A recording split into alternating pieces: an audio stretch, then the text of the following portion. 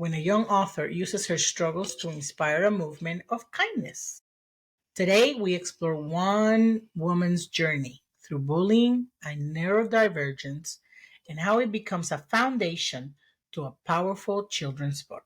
Stay tuned for an inspiring conversation with an author whose story will move you and motivate you. It's not just a book, it's a message of empathy and change that resonates with readers of all ages. At the end of this episode, we will also discuss the psychological side of bullying with an expert.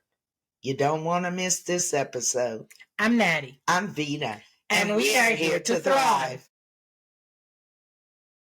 Today we have a great guest who has turned her first-hand experiences into a creative force for good. Today we're talking with Brooke Ackerman, 25-year-old neurodivergent literary critic, promoter, and published author. Brooke's debut book, Be Kind, Loretta Owl, is the first in a series that tackles the important topic of bullying through the eyes of the bully herself. And I also know we have a Christmas book that just came out, which we will talk about in a little while. All right. Brooke's experiences from being bullied due to her being biracial and having autism has inspired her to create a story that emphasizes kindness, inclusivity, and the power of empathy. We're so excited to dive into her journey and the message behind her work. Welcome to the show, Brooke. Thank you for having me. You have no idea how excited we are to have you. Your story is very inspiring. Can you tell us a bit about your life experience with bullying and neurodivergency and how this influenced you into writing this book? Yes, so I was diagnosed with autism at the age of 2. So when I started kindergarten, I was a little behind. I couldn't do all of the work at the same pace as my peers. And then I started to get bullied. They bullied me because I wasn't light enough for some of my peers or dark enough for some of my peers. And they would call me Pinky because my mom's white and my dad's black. So I would come home crying in tears all of the time. And there was never a book out there when I was struggling with bullying. So that inspired me to write this story. That's awesome. Now, your main character, Loretta Owl, starts as a bully. I like the way you did that. That's a unique perspective, especially for a children's book. Why did you choose to tell the story from the bully's point of view? I chose to tell the story from the bully's point of view because you never know what someone's going through. And usually, if someone's bullying somebody, they're hurt themselves. So I just wanted to show that side of the bullying and how hurt people hurt people. Exactly. You mentioned in your book that there was a teacher that was very instrumental in your journey, and that actually that's somebody who happened in your life, but also in the story of Loretta. What inspired that real life experience to put that into the book? Well, because when I was in elementary school and middle school, no teachers really helped me when I was getting bullied. And when I got to high school, I was getting cyberbullied really bad. And we were in class one day, and somehow the topic of autism came up, and everyone was saying I was stupid because I was on the autism spectrum. And she stopped them from saying that. She said, no, no, no. Just because someone has a learning disability, it doesn't mean they're stupid. They're just as intelligent as the rest of you. And how did the teachers in elementary and middle school handle your bullying?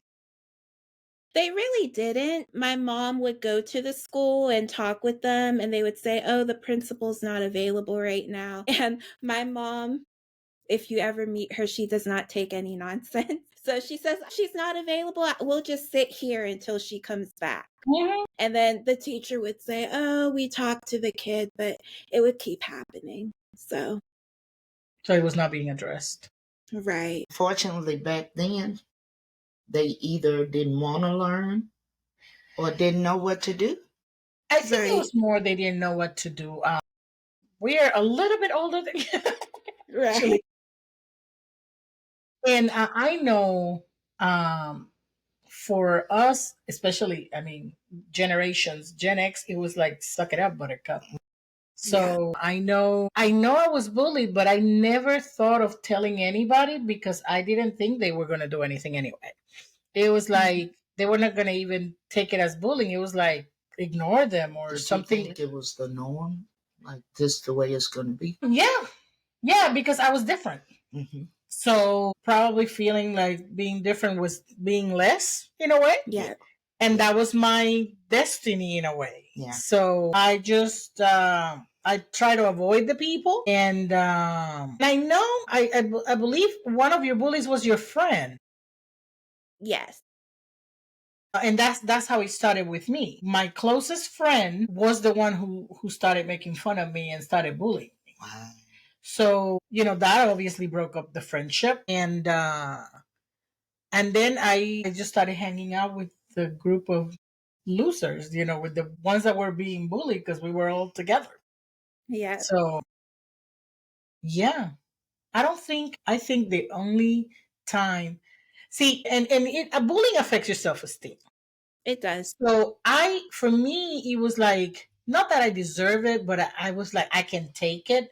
The only time I stood up to bullies was when they did it to my friend. Once I started hanging out with the, like I said, the loser group, I made very close. See, my bullying was because of my size. Mhm. All the girls in the school were skinny and they were, hot and whatever. I've always been big. And there was another girl that was not only big, but she had disability. Her hand was had one hand that was shorter. So she and I Mhm. became close friends because we were the ones that everybody messed with. And when they messed with her, that's when I stood up. I stood up to her bullies, but to mine, I just sucked it up. I had teachers bully me, wow. So it was like, if the grown-ups are gonna do it, where am I gonna go? Yeah. Right. There's no Didn't help. you have a story with a bully under a stairs? Yes. I was bullied in middle school, but I was bullied by my own race of people. It wasn't for my size, it was for my color. I got darker. I've gotten darker as I've aged. So I was very, very fair Mhm. when I was in middle school. And there was a girl who came behind me and she pushed me down these marble stairs. And My goodness. and I know God had me because my head was supposed to be broken and everything. Yes. Yeah. And when the assistant principal took us in the office and he asked her, "Why did you push Vita down the steps?" Listen closely. She said, "Because she looks like she thinks she's better than we are." You hear that? I Mhm. didn't say it. She looks like she thinks she's better than we are. I had nothing to do with my color. When I was born, Nope. it's like, okay, I want to be that color. And because that happened, from then on, I wanted to be dark because I wanted to blend in and fit in. But life doesn't work like that. Okay? Um, and then got bullied in high school. Oh, They yeah. were trying to cut my face Oh. in the locker room. That was in middle school, threw me down the steps. But in high school, the girls cornered me in the locker room and they were going to cut my face. Now, why wouldn't you cut my arms, my legs? I mean, just give you something to think about.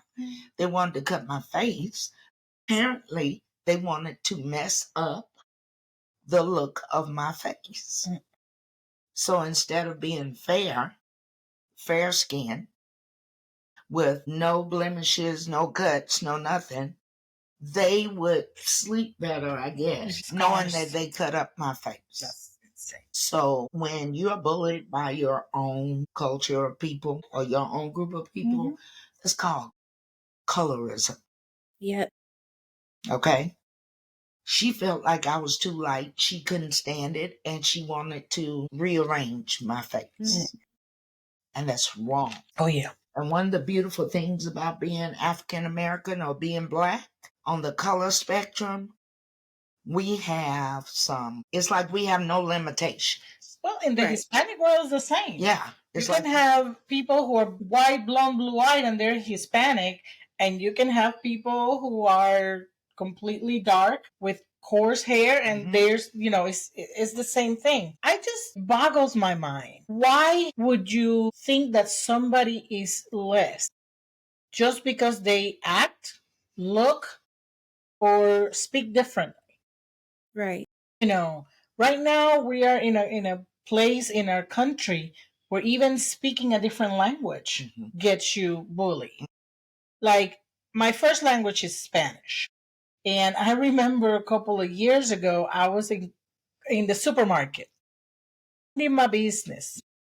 And but sometimes I speak to myself and I forget that I'm speaking whatever language. So I was speaking Spanish. Yeah. And this gentleman approached me from the back. I'm minding my business in the supermarket. And he came and told me, "We are in America. We speak English." And I was like, I'm not even talking to somebody else. I'm talking to myself.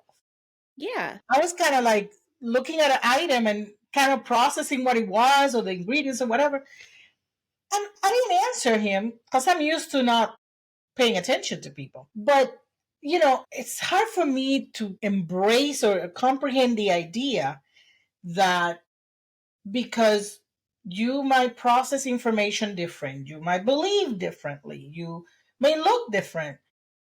What does it matter?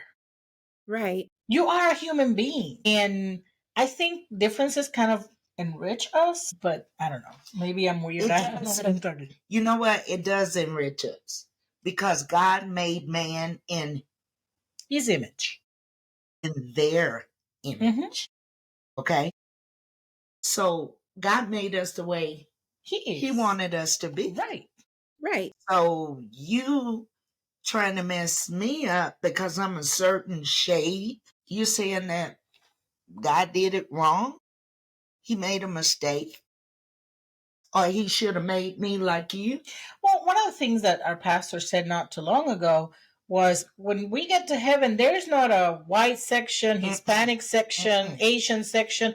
We're all going to be together. Yes. Right.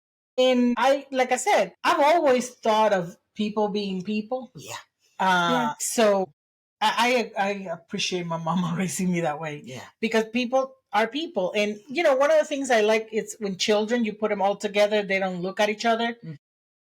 They just play together. They don't care because bullying it's learn. Bullying is a learn, or like you were saying, hurt people hurt people. One of the things we learn the more we talk about bullying is sometimes the bully, and for the most part, is because they are being bullied or being mistreated in some kind, and they're trying to get this sense of control by hurting someone else. Exactly. Yes, exactly. So I know you had your great grandmother was one of your biggest supporters. Yes. Can you tell us the impact she had in your writing? Well, she actually got me to love writing and reading as a kid. She taught me how to read. And I would just write little stories at home and I would read them and she'd say, "Oh my gosh, that's so good. I want more." And then as I got farther into school and I wrote essays, she would just love them. And she's like, "One day you're going to be a writer and you're going to share the stories with everyone around the world and they're all just going to love it." And I'm like, "Yeah, okay, grandma." But a lot of kids did like my book and that really surprised me. Yeah, grandma was right. Yeah. And what's your grandma's name? Loretta. So that's why Loretta owl. Yeah. And why an owl? She's very wise.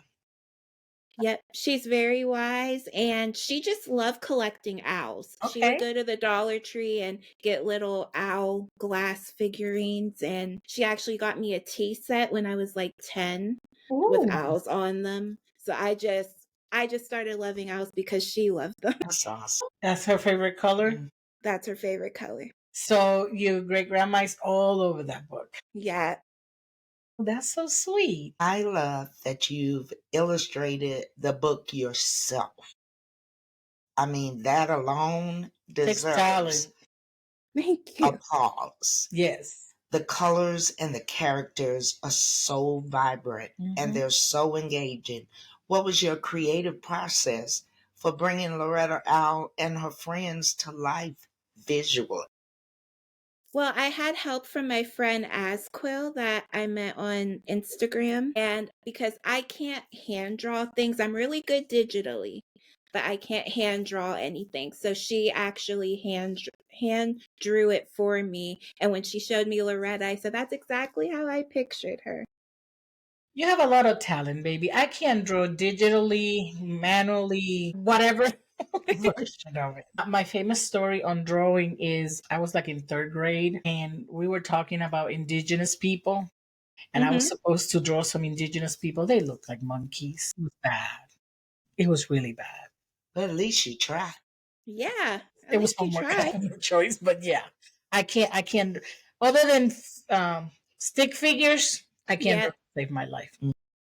Man, There are also other ways of being bullied. there. My mother was an educator. She was one of the first Black teachers in an all white school. And they told them, you could bring your children. And so she brought me over.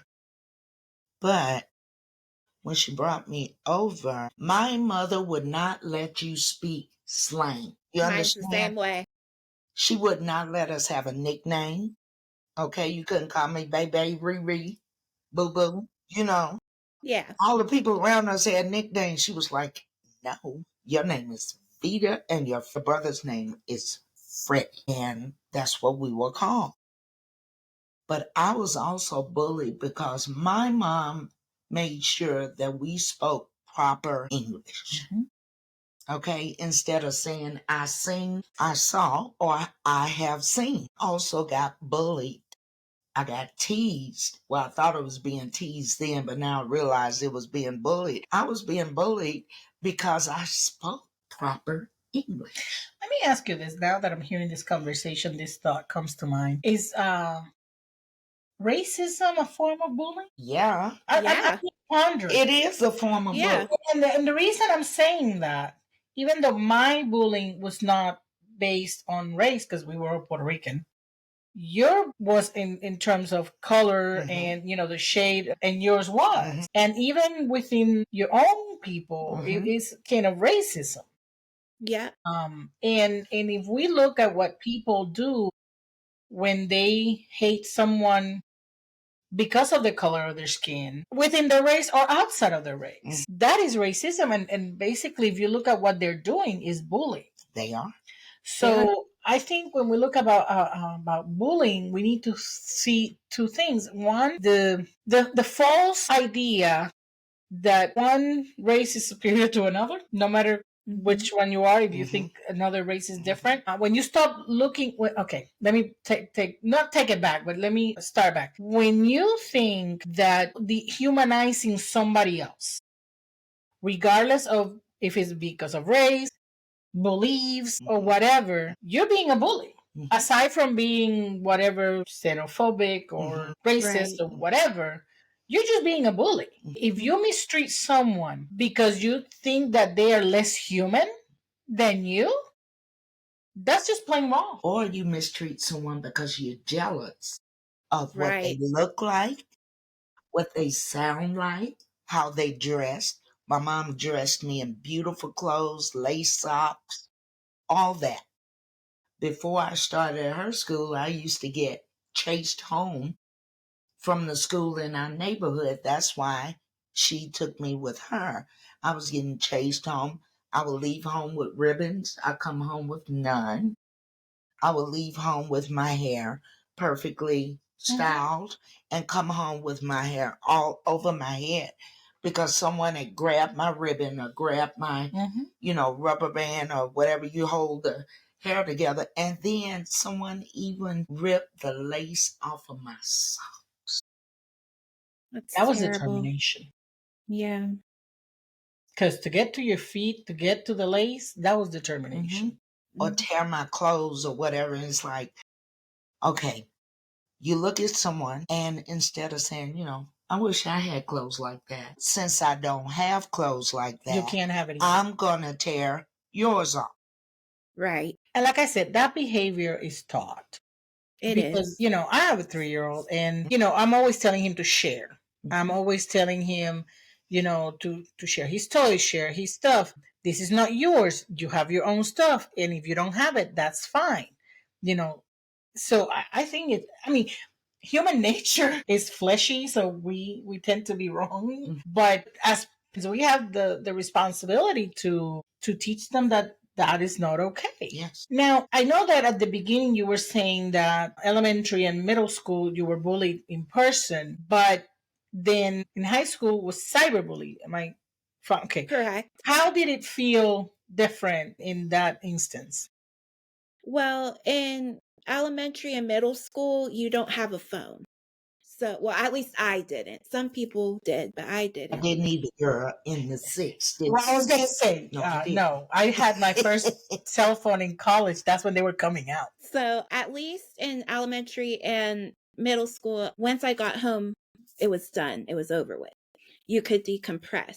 But in high school, it was just never ending with the cyberbullying because you could leave the chat, which I did that, and they could just add you right back. So there's just no escaping from it. Yeah, and that's very different. Because when we got home, the bullies stayed wherever they were. Right.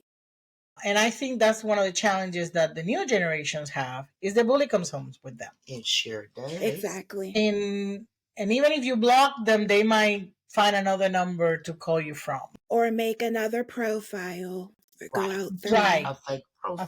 Fake profiles. So it's just like I laugh sometimes when these social media owners say, well, we don't allow anybody be under the age of whatever. Kids just put the wrong age. You don't have a way to make sure that they have the, whatever age. They know that with their own birthday, they can't do it. So they change the year, Exactly. I know they can't be that gullible. It's just that, they say that for legal purposes because they can't be that gullible. Exactly. All right. You've been so open about your challenges, and we appreciate it so much, especially being as young as you are. And you got a lot more living to do.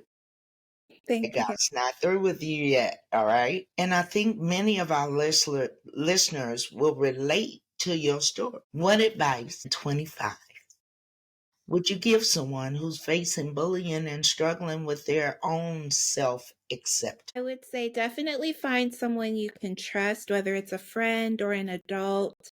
Don't let it continue to build up because eventually you're going to explode mentally and emotionally. You may feel like there's not a way out and it's never going to end, but trust me, it will end at some point. What helped me was my teacher actually convinced my mom to put me in therapy. So talking to someone, getting help definitely helps. And also on the parent side of things, check in on your child. Children don't always tell you everything. They're afraid themselves. And my mom was the type of mom to check my phone. As soon as I got through the door, she was checking it. So just check on your kids if they're on social media.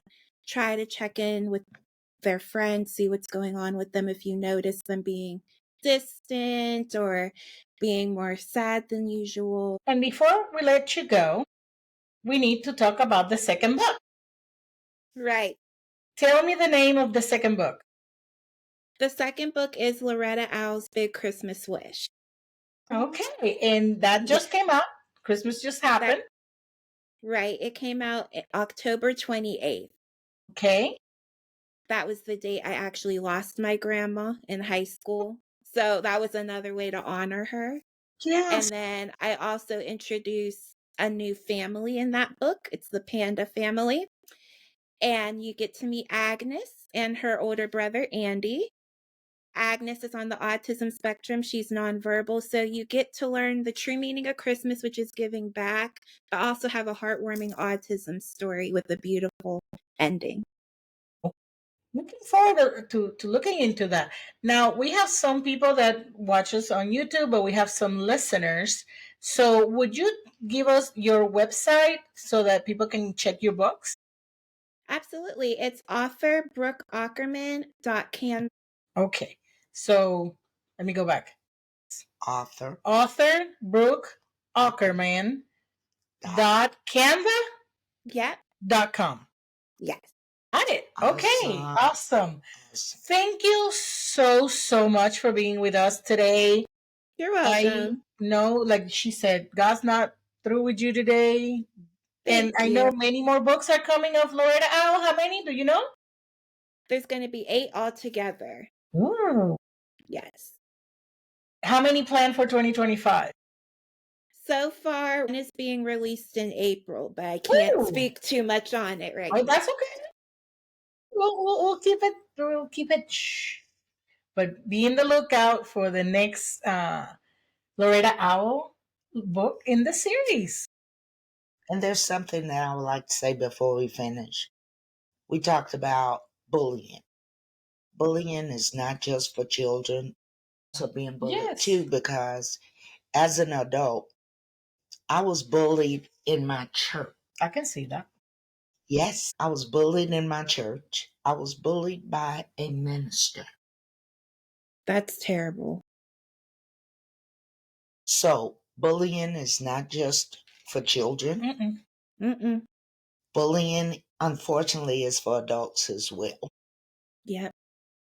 You know, when I think about bullying, there's a scene that always comes to my head, and it was from adults, and that's why I always say that bullying is when you don't look at the other person like a human being. I was in a job setting.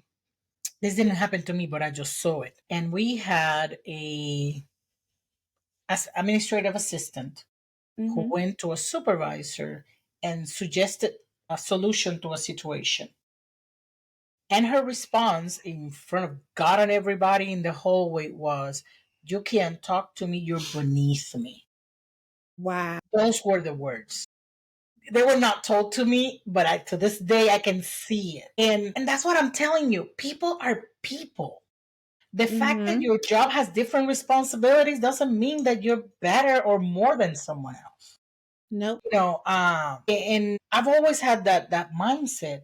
Like, a pastor has different responsibilities and probably a different thing in the eyes of God. Well, he's a man. Your boss, you have to respect your authorities, but that's a human being. They're Right. not above me or beneath me. I've been in management position. My staff was not beneath me.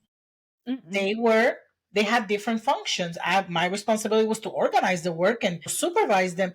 But as people, they were that. They were people. And you know, I said, it just blows my mind. And my grandma would always say, you're supposed to treat people the way you want to be treated.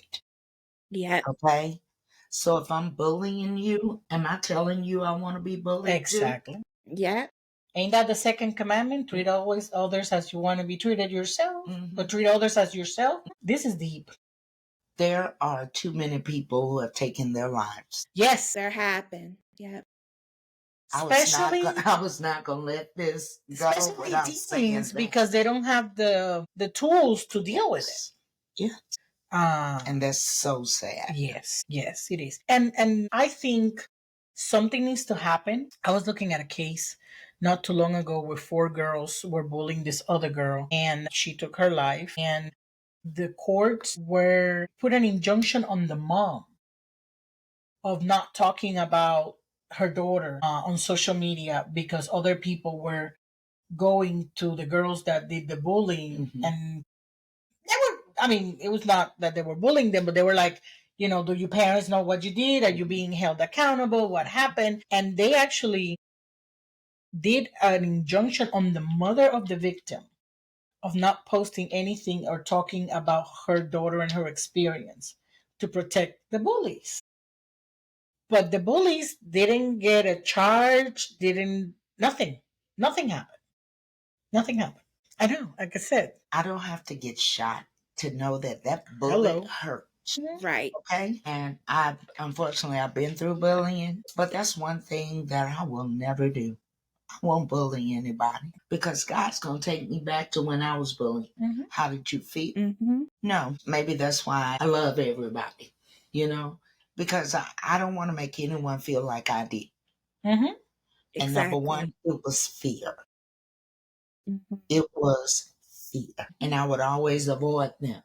Mm-hmm. How you going to have a productive day in school when you spend most of your day hiding in the bathroom or hiding around the corner until that group or that person goes down the hall, and then it's like being in prison.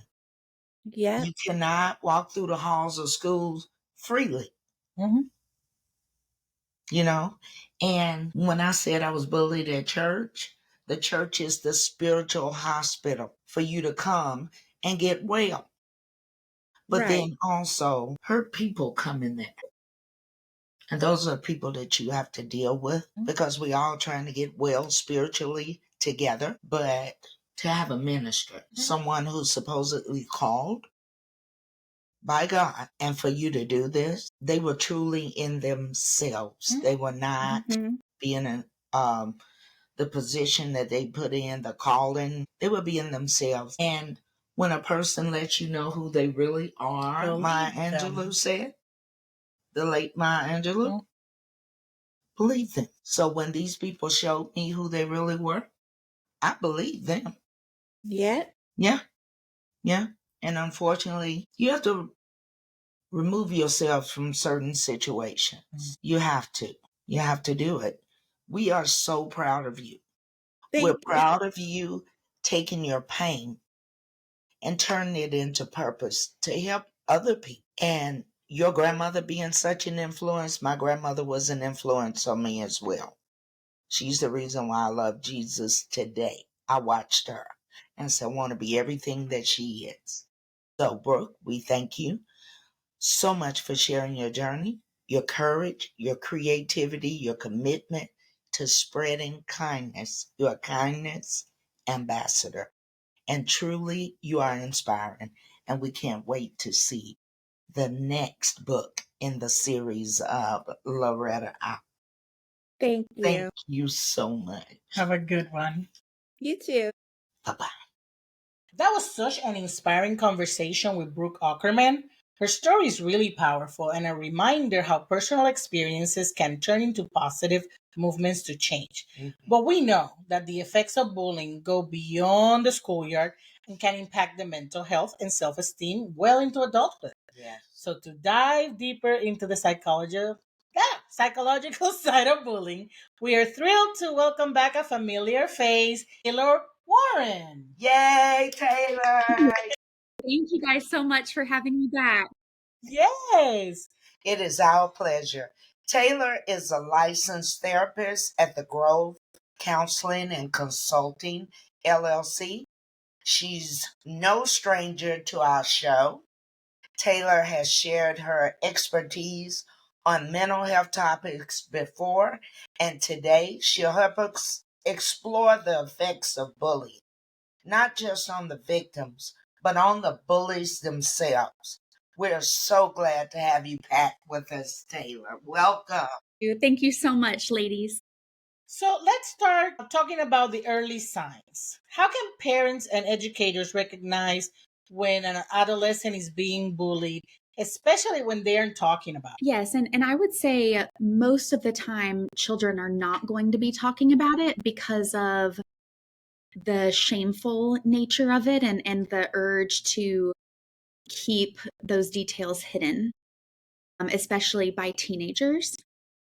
But yes, some of the signs we can look for: the depressive symptoms, right? So loneliness, isolating, sadness, tearful crying spells. But then also other signs too, like it impacting their sleep, right? Children who are having more nightmares or more difficulties falling or staying asleep. It also can look like being fearful of school, wanting to avoid school.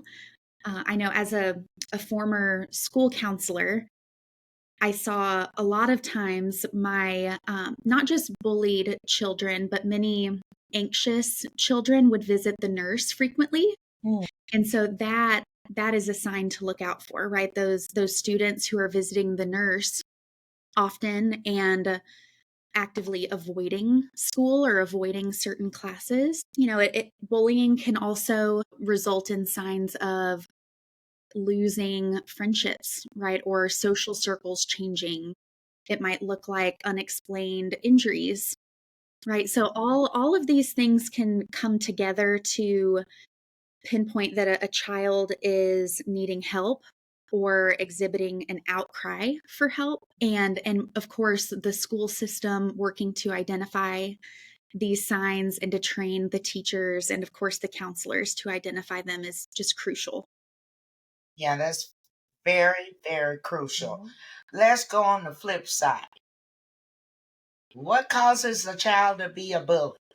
What factors into that? What contributes to their behavior? Yes, it can be so many different things, right? And that, that saying we hear so often that hurt people, right? And so many times bullies are not treated with respect and dignity at home, right? That's of Okay. course not always the case, Right. but but children who have gone through traumatic experiences or traumatic relationships at home, a difficult home life, can result in some bullying of their peers at school. It can also be a lack of empathy, right? And that empathy comes naturally to some people and not others. Some have to be taught that more. Mm-hmm. It can also be children who are victims of bullying oftentimes lash out and become a bully, right? And the risks associated with that for mental, behavioral, long-term problems are higher, right? For the people who are involved in both sides of it, being the victim and also engaging in those bullying behaviors. I'm glad you mentioned the short term and the long term effects. What are some examples of the short term effects and the long term effects of being a victim of bullying? Yes, it can be depression and anxiety, right? Being a bully and also being a victim of a bully or a victim of bullying is associated with mental health problems like anxiety, depression. It can also look like longer term, especially for bullies, it looks like risky behaviors, right? And that could be suicide ideation. It can be substance use. It can also result in there's good research and evidence that there's a connection with lower school performance or even it affecting career performance and financial stability in adulthood. But I think it all comes back down to these bullying behaviors show poor coping skills, Mm-hmm. right? Poor communication skills, so that can in turn affect these long-term consequences with financial, career, impacted relationships in the Mm-hmm. long run due to not learning these really critical and important skills. Definitely. Mhm. How does bullying impact a child's self esteem and mental health? And what could happen if these issues go unaddressed? Yes, we all pick up messages throughout life about who we are and what our worth and value is. And, at these really sensitive developmental times in elementary, middle, high school, bullying can significantly impact a person's belief about their worth, right? And if that goes unaddressed, that belief over time gets reinforced, right? Or it becomes stronger over time. And so being able to recognize these signs and intervene, right, to, of course, stop the bullying, but then to help students and our children rewrite these beliefs about who they are, right? And so, it's very easy when you're a victim of bullying to think that it's about you, right? It's because I'm not good enough, or I'm ugly, right? Or I'm not smart enough. These aspects of who a person is that a bully might use to target them, right? It's easy to believe, oh, well, if I am being bullied for these things, it must be true, Mm-hmm. right? So as the adults in these children's lives, being able to recognize the signs and then intervene to help them recognize that the bullying behaviors that they're experiencing actually aren't as much about them and their worth and their value, but absolutely evidence that the person bullying them is in pain, right? And they're working to feel better themselves. One of the things that we talked about the last time you were here was about social media and the effects. When I've seen videos of people who are talking about their child being bullied and, trying to promote some awareness. And there's people who say, well, why can't they just close the computer and move on? Why are, especially with teenagers, why can't they just close the computer and shut it down and keep moving? You know, our adolescents don't have the skills for that, right? They haven't developed as many boundaries, right, around these things. And so, really social media use, I think so many of our children and adolescents who are on it aren't really ready for it, right? Because of still learning some of these crucial skills, right? And communicating and coping and navigating friendships and relationships. But yes, that new branch or relatively new branch of bullying, which is cyberbullying, there's that aspect of anonymity, right? And Mhm. it's a lot safer for bullies to attack online knowing they are not experiencing the consequences, right? Like that, some of that positive peer pressure, right? Mhm. Of we're going to treat each other nicely, and so they're able to, throw out these comments or tweets and move on, right? They're able to experience that reward of demeaning someone else or attacking someone else and then being able to move on and then shut their computer, Mhm. right? One of the things I was talking to Brooke about, she's 26, so she's Okay. relatively young. And I was telling her I experienced bullying when I was a child, but without the cyberbullying, when I left school, my bully stayed there. And I had a phone that was hanging from the wall. So nobody was going to call my house to say nothing because more than likely my mom would have been the one picking up the phone. Exactly. But the issue now with technology, with children having phones and cyberbullying, the bully comes home with you, and you never have that reprieve. So that's, I think it's harder, especially because sometimes in Brooke's case, he was a friend of hers who had been friends like in an elementary school, but then when they became teenagers, then the person joined a different group of friends and then started bullying her.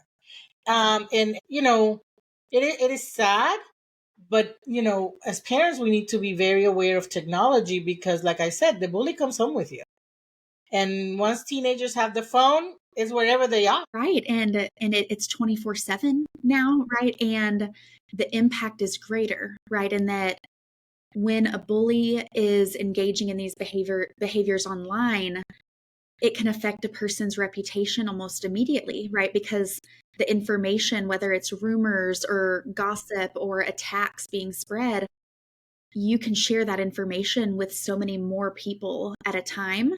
And it can even happen while you're asleep, right? And you have no idea what's happening on the internet.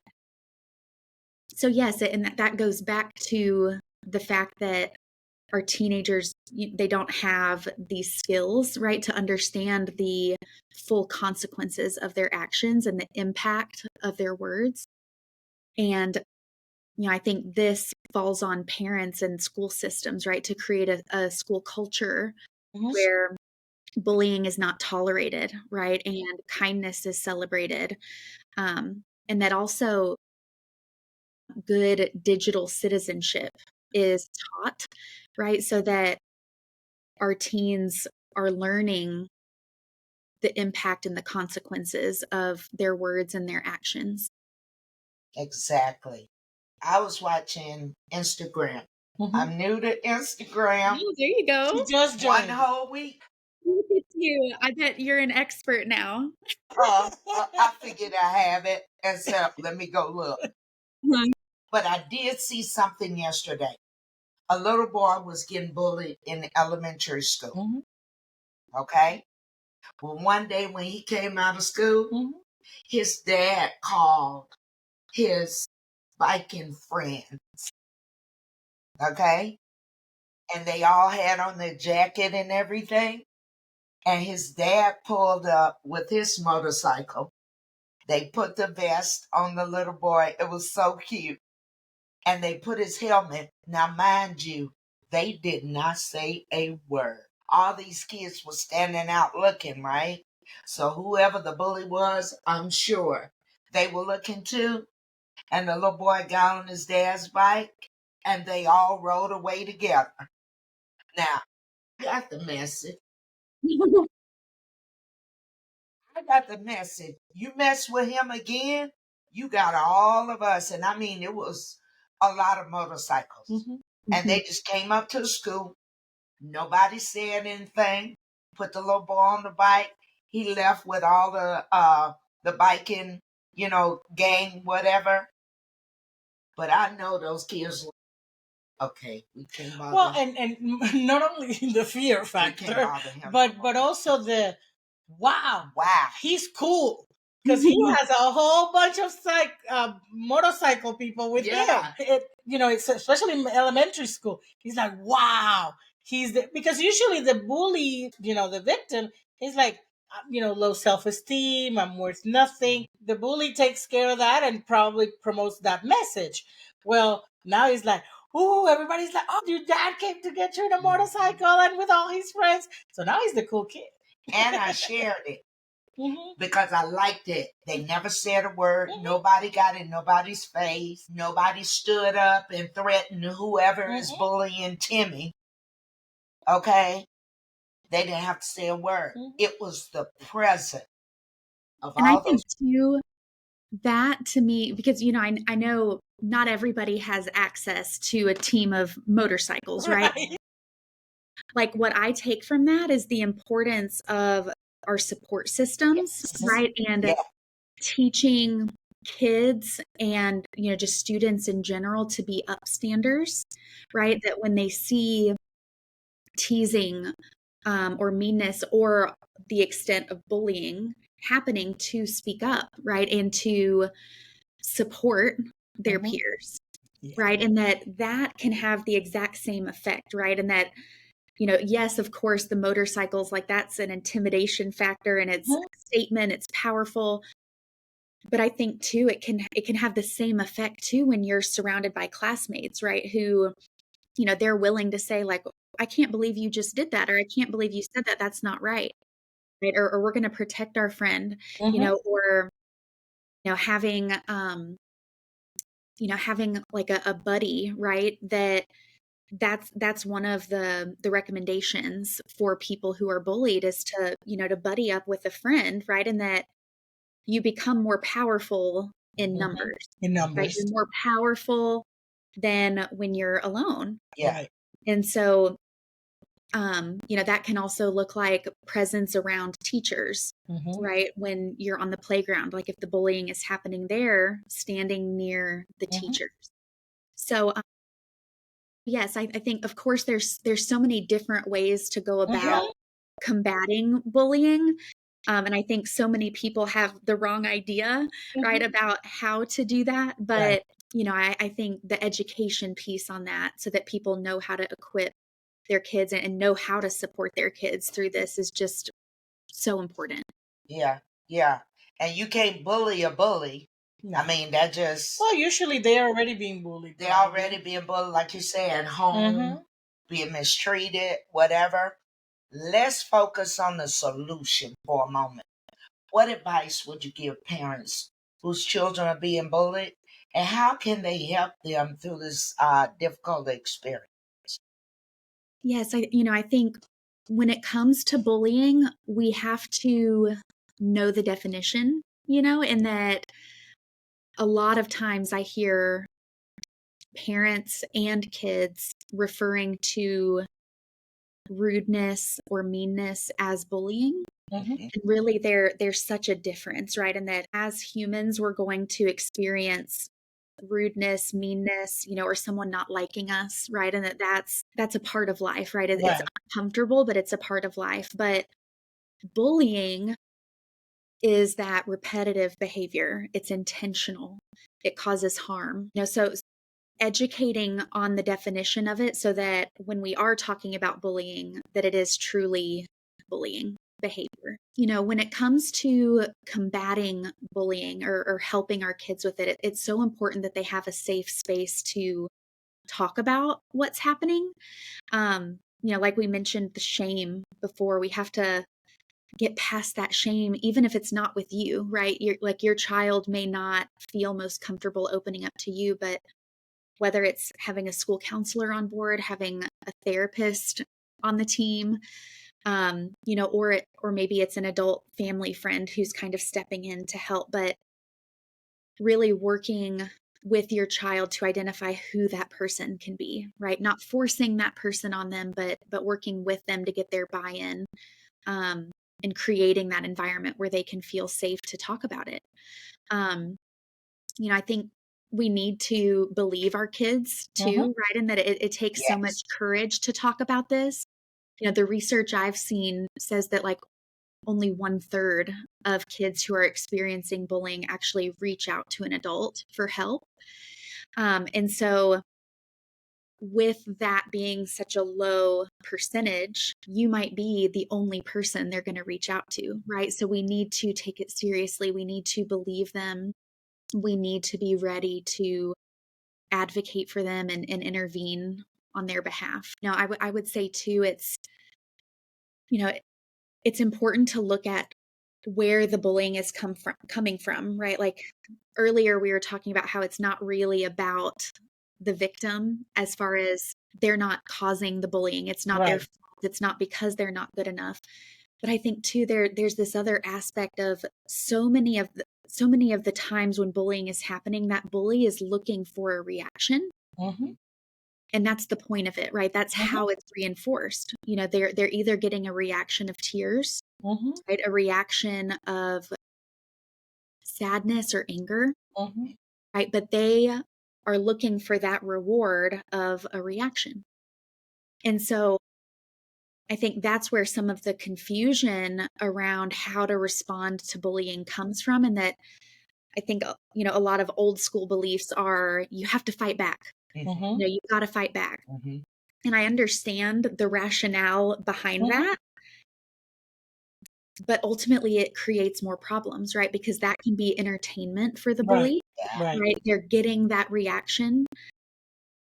And so, in teaching how to navigate this, really, it's about, buddying up with someone. It's about, reporting it, right? Making sure that, students know, educators, especially their school counselor, right, is trained to navigate this, Mm-hmm. right? And that their name will be kept anonymous if they share the bullying with a school counselor, right? They a lot of times have a fear that telling someone will Create result more in the problems. bullying, becoming worse, right? And either the bullying getting worse or it becoming more frequent.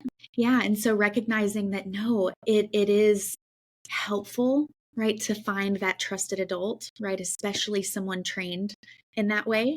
And then working to, depending, of course, on the situation, right? Sometimes children need someone else to step in and advocate, Mm-hmm. right? And that's why we share with the school counselor or parent. But then there are also instances too where a child or a student can be taught some of these assertiveness skills, right? To make the person uncomfortable treating them that way. Again, on the flip side, what does a parent do when they find out that their child is the bully? How does a parent navigate?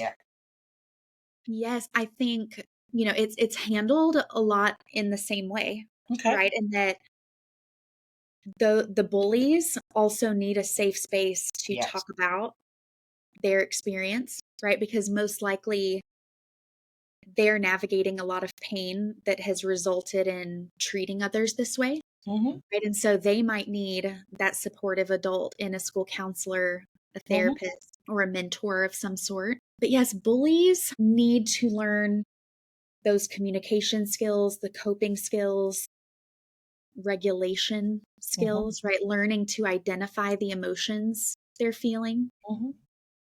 right? And so, so yes, I think both sides need to be treated very delicately, right? And that these are kids, right? Mm-hmm. And so their behaviors point to a need, right? Behavior is all communication, Mm-hmm. right? And so if they are being bullied and we're seeing some of these isolation type behaviors or these outcries for help, right? Bullies are often, associated with having internalizing problems Mm-hmm. as well, right? So taking that stress and, it manifesting inside, right? It's oftentimes hidden. Mm-hmm. And so yes, both situations need to be treated very delicately. As far as the therapy side goes, um, when a person is a target of bullying, it's very important to keep the two separate, right? And that we can't put them in a small group Right. together, right? And that Right. would be harmful, Right. Yes. but recognizing that both children have significant needs and they're both worthy of support and need to be heard and loved and accepted, right? And yeah, the behaviors of bullying are just an outcry for help. It looks different. Right. Whether it's children or adults. Yeah. Because I know some adults that are bullies. Me too. Yes. Yeah. I had a friend, all she had to do was walk in the room. Hmm. And she had supervisors afraid, and just her persona, everybody was afraid of her. Oh, yes. And that's such a indicator of their own deep-rooted insecurities, right? I'm going to make everyone afraid of me so they don't get to know the real me, right? Or I'm going to hurt others before they can hurt me, And that right? was going to be one of my questions. Is the bully kind of, you know, I think this is an old psychological term, the locus of control, Mhm. because they can have the internal control. They're Mhm. looking to control something and they do it externally. Yes. Right. A lot of it has to do with control, right? We Mm-hmm. all want to have a sense of Mm-hmm. control in our lives, a sense of power, Mm-hmm. right? And so many children who feel out of control of Mm-hmm. things, right? Like they can't control the divorce their parents are getting, Mm-hmm. right? Or the turmoil that's at home, but they can control how they make this person who, there's this imbalance of power, right? That's Mm-hmm. another important part of the Mm-hmm. definition. There's an imbalance of power, and yes, that they're able to take advantage of that and relieve some of that stress in the moment. Again, that doesn't excuse it, but Because in a very unhealthy way. yes, it's a very unhealthy way to relieve some of the tension, but all behavior has a purpose, right? Yes. So people are doing what they can and based on what they know, right, to feel better, right, to cope and to navigate. And unfortunately, some of these bullying behaviors are learned behaviors, right, or Yes. unhealthy try at coping with what they're walking through. Finally, Taylor, if a parent or a child needs help dealing with bullying, what resources or therapeutic approaches do you recommend for their healing and their moving? Yes, like in addition to some of what I've already mentioned, like the assertiveness skills training, the working to understand and identify our emotions, a therapeutic approach that is research and evidence based for many of these concerns like anxiety, depression, is CBT, or cognitive behavioral therapy, right? And that approach can help people understand their thoughts better, right? Regulate their emotions, and learn to see that connection between thoughts, emotions, and behaviors, right? So, so yes, that's an approach that school counselors, therapists can use to, to help these adolescents and these children. As always, thank you so Yes, much. thank you, Taylor. For your presence, for Yes. your insights, for all the information. Expertise. We Absolutely. love having you here. Thank you. Well, I just so appreciate you guys. I love being on here, and we'll jump at any chance to hang out with you guys and talk about these interesting topics. Well, for our audience, if you're someone who are experienced or you know someone experienced, we encourage you to seek help. We'll include all the links and resources and more information about the group counseling and consulting. We're also going to be adding the information for Brooke Ockerman's book. So thank you so much. This is such an important topic. So we are so happy to have you as part of this conversation. Thank you both so Taylor. much. Yes, good to see you both. Good to see you too. Have Take a great care. day. Thank Bye-bye. you too. Bye. Thank you for tuning in to this episode of Thrive by the Rising Muse. Don't forget to subscribe so you will never miss an inspiring story like Brooke's. Links for Brooke's books and to Taylor's website will be available on the descriptions or our website, therisingmuse.com. Be sure to subscribe, share, and let us know what topics you would like to cover next. Follow us on all our social media outlets. We are at the Rising Muse on all of them. Also, remember, if you're experiencing mental health crisis, dial 988. If your loved one is experiencing a mental health crisis, please dial 911 or take them to the nearest emergency room.